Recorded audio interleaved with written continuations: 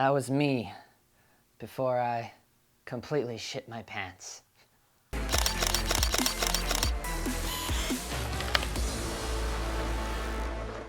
What's up guys, Justin Phillip here from Dog Times Productions, and yesterday I did one of the coolest things I've ever done, but also one of the most terrifying things I've ever done. Now, I knew I had a shoot coming up where I had to shoot. You see that? I'm moving a little slow, just a little stiff and sore today. I knew for about a week that I had a shoot coming up where I'd be filming from inside of the helicopter when it's flying around above the earth, right? I was preparing for that. That's why I posted that Tiffen circular polarizer that I bought, because I needed a bigger one that could fit my Sigma art lens, because I'm thinking I'm going to be shooting through the windshield of this chopper. Well, I show up to John Wayne Airport yesterday, and a third person, which actually would be 4 people total, including the pilot, he didn't show up for whatever reason. And so the pilot says, "Oh, that's awesome, man. So what I'll do, I'll put the camera guy in the back, and I can open the back door, and he can get some really cool shots and just shooting right out the door." And then I thought, yeah, cool. And then he walked away.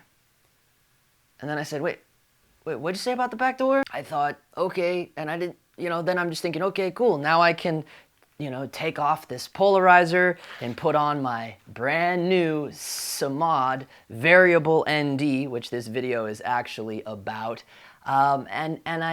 Okay, here we go. So we proceeded to walk out of the airport out there to the landing strip, or whatever they call that, the tarmac, and I'm filming the guy I have to film, and we're filming the chopper, and then we're getting inside of the chopper, and I'm rigging up the GoPro with the crab clamp, and I get a cool like cockpit over the shoulder shot of the pilot and stuff, and then the pilot's strapping me in, and he's making jokes about, oh, you got to make sure your seatbelt lock doesn't ever wind up in the 90-degree position, because if so, you're going out the door, and I'm thinking, ha, wait, what? He's giving me a rope to tie around myself and the camera, and the door's open, so I'm just shooting out, shooting the planes and stuff, and everything's cool. We're still on the ground at this point, and then all of a sudden we just start floating above the ground, and then I'm going, oh, okay, so we're never going to close the door at all. It's just going to be open. Here we go, and away we went. And we flew like that with my door completely wide open for an hour straight, hundreds and hundreds of feet above the earth, above Newport Beach, above the water and the ocean and the world. And right there, just 4 inches away from me, is just vastness. And I got this camera in my hand. And here's some little fun facts about me that you don't know. I am afraid of heights. I suffer from vertigo when I'm in said heights. And I've never ever been in a helicopter before in my life. And I tend to get motion sickness when on a boat or a plane. And here I am floating above the earth with this camera in my hand, the door's wide open, and oh, get this over here, but I'm playing it cool, I'm among the alphas. I gotta play it cool here, so I don't say anything, and I'm just, as long as my face was in the monitor, I have the Shinobi, and I'm fine. It looks like I'm watching a TV show that I have to pull focus on. But anytime I look up and I'm snapped back into reality of where I am, it all sets in, my mouth is dry, and I look back in the monitor. Keep your head in the monitor.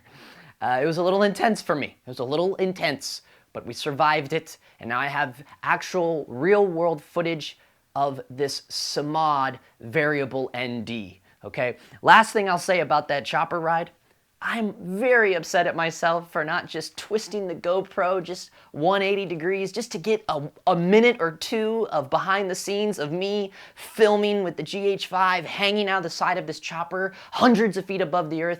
I'm so mad at myself that I just didn't turn that GoPro around. But to be honest with you, I did not want to let go of my camera. I did not know. I mean, the whole thing just rattles. The whole cabin of this chopper is just and you can hear, I mean, everything. I'm watching the blades. They're right above my head, and I hear everything, and the wind's blowing, and I'm going, and I didn't want to let go of the camera. I didn't want to move at all, which brings me to my next point. When that thing landed, which by the way, we were up there for an hour, and the whole time I'm thinking, couldn't we just do this with the drone, guys? You know, come on, man. And finally, I see the airport, and we're coming in for the landing. I go, oh, thank God, we are home after an hour of that. And and when it landed, I could barely stand up. My right foot, you know, because the left door is wide open. My right foot was planted so firmly into the floor of that helicopter for an hour straight. My hip flexor, my leg, and just felt like it was completely pulled out of socket. Someone just snapped my hip flexor, just popped the leg right out of there. Because for whatever reason, and I didn't even realize I was doing it, for that entire hour straight, I had no knowledge of knowing that there was some deeper part of my brain that was telling my body to just keep that right foot firmly planted in the floor. I was becoming one with the floor of that helicopter, which is also weird because here's another fun fact about me. I have titanium in my right leg from the knee to the ankle from an injury long ago. So it's almost like the metal in my leg was trying to become one with the metal of the chopper just to keep me safe, as if, yeah, my foot is the one thing saving me from flying out of this thing, right? All in all, yeah, it was a cool experience.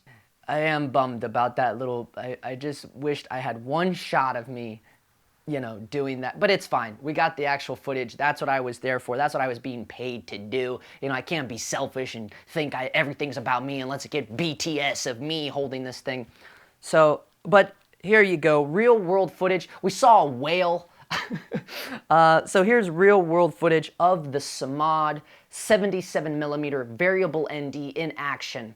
Now stay tuned because I do compare this to the unicorn Tiffen IR variable ND. Now not the normal Tiffen variable ND, that thing is no bueno. The Tiffen IR, the infrared variable ND, the one that I always brag about, the one that Shane Hurlbut kind of sold me on, I compare that to this Simmod and some very interesting results.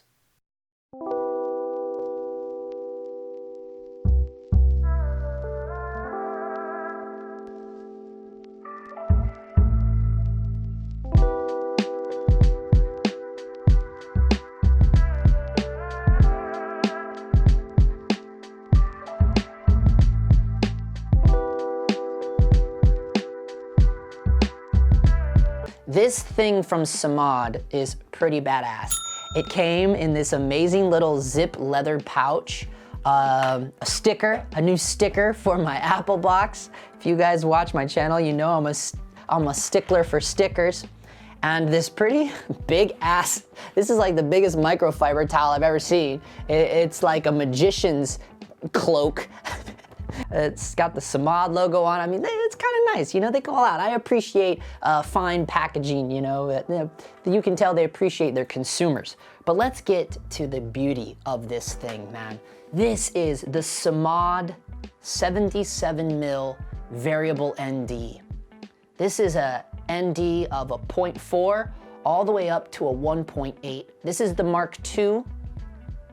Badass little variable ND. Hard stops, guys. I'm not crazy. I wish I could send this video link to all those guys on Facebook Market and offer up when they thought that I was crazy for thinking there was a variable ND with hard stops, and I'll say, ha ha ha, look at this, look, variable ND, hard stops, ba-boom, booyaka, booyaka. Now, why is hard stops important on your variable ND? Well, that is a surefire way that you will never get the dreaded X pattern. Now, if you don't know what I'm talking about by X pattern, it's pretty simple. You got these variable NDs, which are two opposing polarizing filters. So you have, it's essentially, there's two panes of glass inside of these things, right? This is the Tiffen. When you spin this thing, now, just like this Tiffen IR variable ND, it just keeps spinning and spinning, but it is what it is. So it led me to this thing. Now, hard stops, that's amazing. It has the same functions as if it was built into your camera. Do you know, like big higher end cameras have built-in NDs that tick down to, I mean, you pretty much have that now, because you can watch here on the side and literally go up 1, 2, 3, 4, 5, and you can go all the way from a 1 stop all the way to 6 stops. But there is an outside filter ring on this, which is just, that's badass.